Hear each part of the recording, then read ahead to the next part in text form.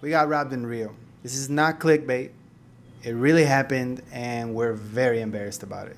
This is the exact moment that it happened. Why are we sharing this? Well, we hope that us telling you how it happened and the story surrounding it will serve as a cautionary tale. The irony is that this all happened while we were filming a video about how to stay safe in Rio. The irony is so laughable that after our rage, we laughed and then almost cried. The cops even laughed. You're welcome to laugh because it's so embarrassing how this happened. Yeah, like, it's to the point where I feel we deserve this. Like, we can't blame anybody. Y'all got to see how we set ourselves up for this. We're going to start by showing you the video that we started filming. We started filming about what crime rates are like in Rio and what you need to know about safety. But we never imagined what was going to happen while we were filming this video. Here it is. Brazil is known for its high crime, drug trafficking, gang wars, and express kidnappings because for a long time, those rates were in fact very high in the early 2000s through the mid-2010s. The year 2017 actually marked its most murderous year in history. But the curious part is that crime rates have been consistently declining since then. In 2024, Brazil recorded a record-breaking 6.6 million international tourists. Now, in 2025, Brazil is set to break last year's record in international visitors. Today we're talking about safety when it comes to traveling in Brazil, particularly in Rio de Janeiro. There are some things you should know in order to stay safe, like what areas to avoid and what areas to be extra careful in. We're currently in Lapa, a neighborhood close to the city center of Rio de Janeiro. Both Centro and Lapa are known among locals to be relatively unsafe neighborhoods. So you might be wondering, what are we doing hanging out here? Oh, we've been living here for the last 2 months. Yep, our Airbnb is actually right around the corner. We're here because we want to cover some foundational tips for staying safe in Rio. And we'll also talk about whether or not it's actually safe to be in Centro and Lapa. If you ask me, is it safe to travel to Brazil?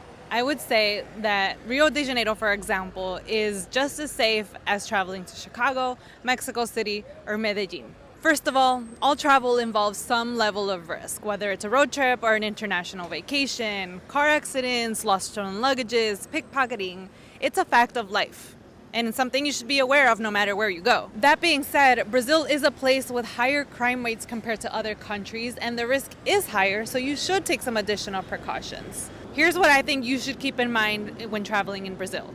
Number one, I hope everybody knows this one, is keep your valuables close to you and out of sight. Ladies, especially, or anyone who's carrying a bag, it's important to have it crossbody and in front of you at all times because someone can easily reach in behind you. When it comes to your cell phone, yes, it is okay to take photo and video. What I should have said is it's sometimes okay.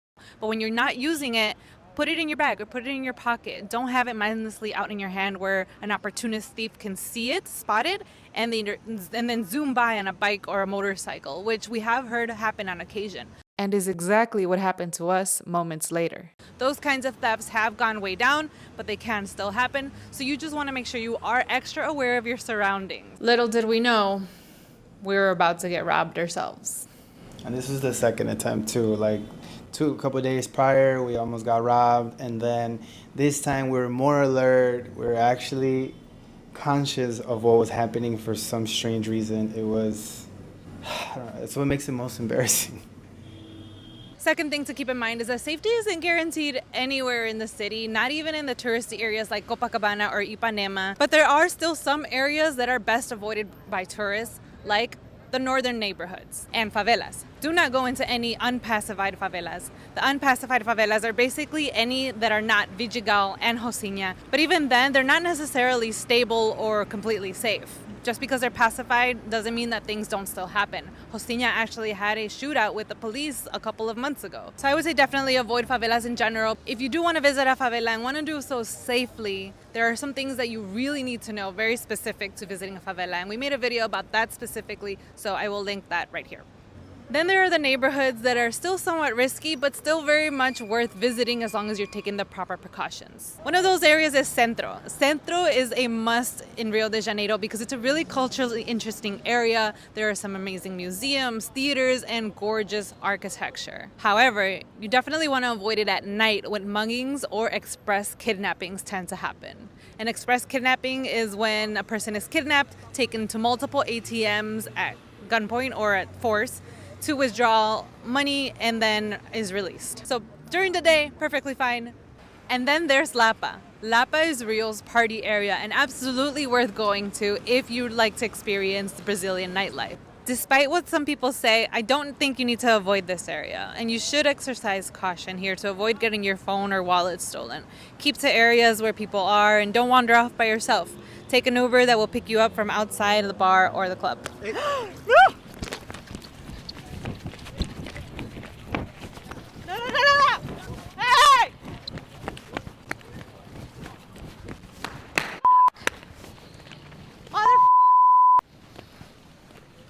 Our entire time in Brazil, even in Colombia and Mexico and everywhere, we're always aware that traveling and filming is a calculated risk. In some areas more than others.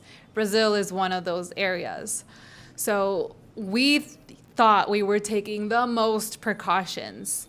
But now thinking back on it, we realize what those mistakes were, even when we thought we were being as careful as we possibly could.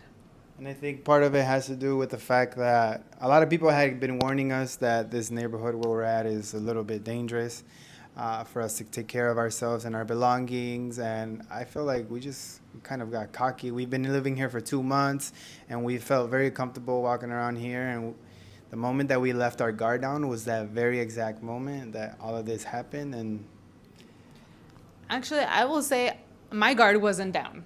I don't know if your guard was down. My guard wasn't. I was aware. So what Kevin and I are doing, because we're down to one microphone, the other one broke, we're swapping phones to film so that the person who's filming is watching the surroundings. At least that's what I was doing. I think that's what Kevin was doing too. But what happened in the moment that we got robbed was that you can see in the video, it was Kevin's phone. I had his phone very, very close to me, so that if anyone got close, I could clutch it harder or closer if necessary. And at some point someone did walk near us, and I did clutch it close, and he noticed, and I was embarrassed about it. And he said, "Don't worry, I'm not gonna rob you. Welcome to Lapa." I'm like, haha, very funny. But it turns out to be someone more innocent looking, a kid on a bike that had been seemingly innocently hanging out in that square. we set ourselves up to be prey. Like, he was hawking us down the whole time, and we noticed it to the point that we gave him a look like, yo, we're watching you, bro. Like, we're watching what you're doing. I made eye contact with him, and I told him telepathically, I'm watching you, don't even try it. And so I think one of the biggest mistakes that we made is that, well, there were other people there taking photo and video, mostly photos. But these people were smart in that they took their photo, and they left. We were there for at least 30 minutes filming and getting the right take and having our phones in our hands. So he had been watching us for a while, and that's how he decided to start circling us like a vulture. The thing where I think we let our guard down is that we're so focused on finishing up this video, and we're close to the end. We're right at the finish line. We had about 2-3 more minutes of filming, to the point where we weren't even filming anymore. We were just doing voiceovers. And that's why I feel like I did let my guard down. I let my guard down a little bit. I was just like filming. And then the moment I saw it developing, for some stupid reason, I couldn't react as fast as I wanted to. And oh my God, like, I had thought of the possibilities already. Like, if something happens, do I tackle him down? Do I tackle somebody? Like, what do I do, right? And it happened. It just happened, and it hurts because I straight up haven't been able to sleep comfortably the last 2 nights because I keep replaying that image and that idea in my head, and it drives me crazy, y'all. Like, you can be as prepared as you want to, but I think it's when you think you're being the most careful, that's when they get you. Like, he came in at the right moment. He just snatched it right out of my hand and took off on his bike. Of course, we chased, didn't catch up. And here's the worst part, and here's where you can join us in telling ourselves how stupid we are. In the fact that it was a brand new phone, only 3 months old, iPhone 16, no insurance, and nothing on the cloud. Nothing was backed up on the cloud. So we not only lost a $1,000 phone with no insurance, we also just lost all the video content that we've taken the last 3 months. Well, 80%. So all our hard work, all the memories, all the video content that we were compiling to make for YouTube, it's gone. And we're devastated by that the most. So what we did immediately was we started texting Kevin's phone with mine and telling the guy that we would offer him money to give it back. He shut off the location immediately. He put it on airplane mode. When we put it in lost mode, I put a message in Portuguese offering money and with my WhatsApp number on the screen. We flagged down police that happened to be driving by, and they said they were on their way to respond to another phone robbery that had just happened. They said there were three in the same area. There were 3 in the last hour. And so we gave the description. They tried to look for the guy. And then we found the video on our phone, and we're like, wow, we have a picture of the guy. So they told us to go to the Delegacia, the tourist police in Leblon, to go file a report, which we did. And here's the crazy part.